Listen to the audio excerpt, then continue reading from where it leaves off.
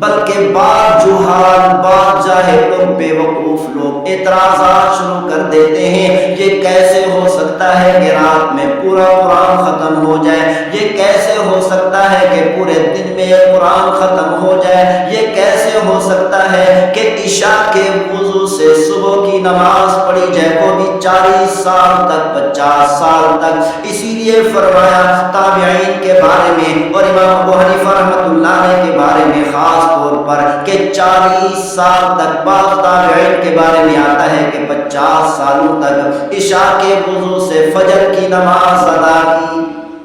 پیغمبر صلی اللہ علیہ وسلم نے ارشاد فرمایا، ہم تو لفظ جہنم کہہ دیتے ہیں، جہنم جہنم، کیا معلوم کہ وہ جہنم کی آگ کتنی سخت ہے۔ پیغمبر صلی اللہ علیہ وسلم نے ارشاد فرمایا، ایک جہنمی آدمی کو جہنم سے نکال کر زمین پر بٹھا دیا جائے اور اس جہنمی آدمی کے سامنے لاکھوں کی تعداد میں لوگوں کو جمع کر کے بٹھا دیا جائے، صرف معمول کا سانس لے، ایسے سانس لے، اس سانس کی گرمی کی شدت سے لاکھوں لوگ جل کر راکھ ہو جائے۔ اور اسی طرح پیغمبر صلی اللہ علیہ وسلم نے ارشاد فرمایا، اگر جہنم کے اندر سے جہنم کا ایک انگارہ اٹھا کر زمین کے اوپر جتنے بھی بڑے بڑے پہاڑ ہیں، سارے کے سارے پہاڑوں کو ایک جگہ پر جمع کر کے اس جہنم کے انگارے کو ان تمام پہاڑوں کی چوٹی پر رکھ دیا جائے، اس جہنم کے انگارے کی گرمی کی شدت سے سارے کے سارے پہاڑ، بڑے بڑے پتھر گھل کر پانی بن جائیں۔ اسی لیے ہمیں ہر وقت اللہ تعالیٰ سے مانگنا چاہیے، اے میرے پروردگار، ہمیں جہنم کی آگ سے اپنی پناہ عطا فرما، ہمیں جہنم کی آگ سے محفوظ فرما۔ اے ہمارے پروردگار، ہماری بھی جہنم کی آگ سے حفاظت فرما، ہمارے گھر والوں کی بھی حفاظت فرما، ہماری اولاد کی بھی حفاظت فرما، ہمارے والدین کی بھی حفاظت فرما، ہمارے رشتہ داروں کی بھی حفاظت فرما۔ اے ہمارے پروردگار، پوری امت کی جہنم کی آگ سے حفاظت فرما۔ حضرت سعید بن مسیب رحمۃ اللہ علیہ کے بارے میں منقول ہے کہ سعید بن مسیب رحمۃ اللہ علیہ 50 سال تک عشاء کے وضو سے فجر کی نماز ادا کرتے تھے، یعنی عشاء کی نماز کے بعد عشاء کے وضو سے اللہ کی عبادت میں مصروف ہو جاتے، نوافل میں مصروف ہو جاتے، قرآن مجید فرقان حمید کی تلاوت میں مصروف ہو جاتے، اللہ تعالیٰ کے ذکر میں مصروف ہو جاتے، صبح کی اذان ہو جاتی، عشاء کے وضو سے فجر کی نماز ادا کرتے تھے۔ صلہ بن اشیم رحمۃ اللہ علیہ کے بارے میں منقول ہے کہ عشاء کی نماز کے بعد گھر میں تشریف لاتے، ساری رات عبادت کرتے کہ صبح کی اذان ہو جاتی، صبح کی اذان کے وقت میں دعا کرتے، اے میرے پروردگار، میں اس بات کا حق نہیں رکھتا، میں اس بات کا حقدار نہیں ہوں، میں اس بات کے لائق نہیں ہوں کہ تجھ سے جنت مانگوں، اے میرے پروردگار، صرف اتنی درخواست کرتا ہوں کہ جہنم کی آگ سے محفوظ کرنا۔ اے میرے پروردگار، صرف اتنی سی درخواست ہے کہ جہنم سے حفاظت کرنا،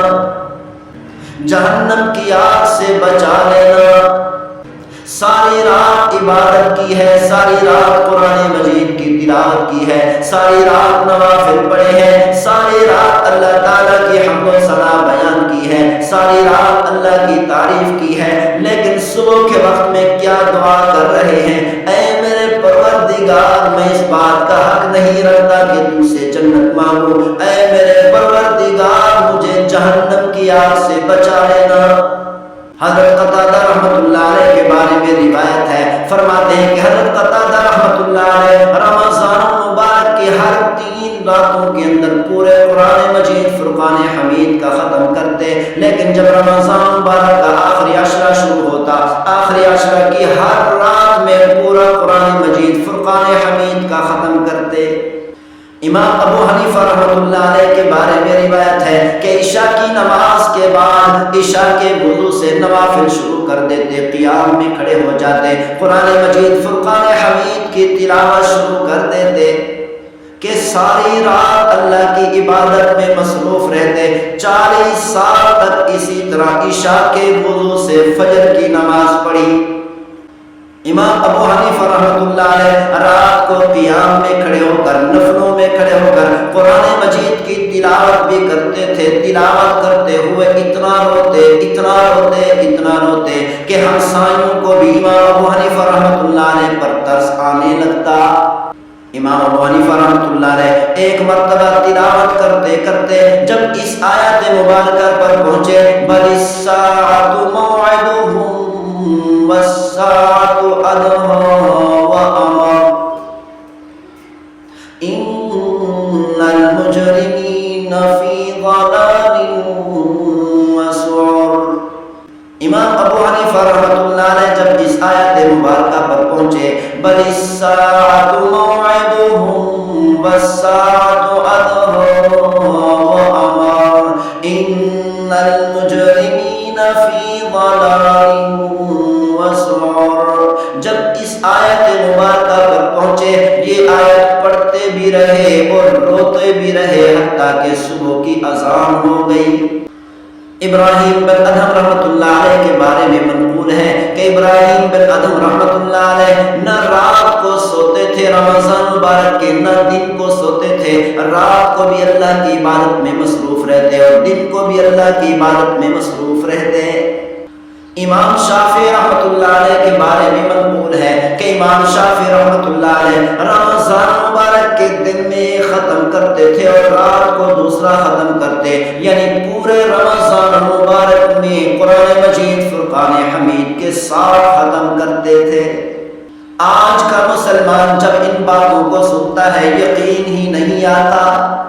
بلکہ بعض جہال، بعض جاہل لوگ، بے وقوف لوگ اعتراضات شروع کر دیتے ہیں۔ یہ کیسے ہو سکتا ہے کہ رات میں پورا قرآن ختم ہو جائے؟ یہ کیسے ہو سکتا ہے کہ پورے دن میں قرآن ختم ہو جائے؟ یہ کیسے ہو سکتا ہے کہ عشاء کے وضو سے صبح کی نماز پڑھی جائے، وہ بھی 40 سال تک، 50 سال تک؟ اسی لیے فرمایا تابعین کے بارے میں اور امام ابو حنیفہ رحمۃ اللہ علیہ کے بارے میں خاص طور پر کہ 40 سال تک، بعض تابعین کے بارے میں آتا ہے کہ 50 سالوں تک عشاء کے وضو سے فجر کی نماز ادا کی۔ بعض جاہل لوگ آج کل اعتراضات شروع کر دیتے ہیں یہ کیسے ہو سکتا ہے، لیکن یہ جاہل لوگ نہیں جانتے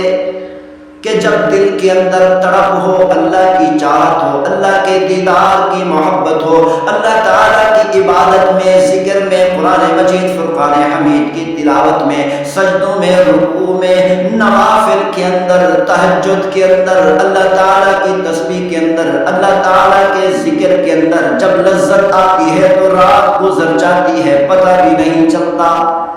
آج کل مسلمانوں کے دلوں میں لذت نہیں، عبادت کی لذت نہیں، سجدوں کی لذت نہیں، اللہ تعالیٰ کے ذکر کی لذت نہیں، مسلمانوں کے دلوں کے اندر اللہ تعالیٰ کی حمد و ثنا کی لذت نہیں، اسی لیے اعتراضات شروع کر دیتے ہیں۔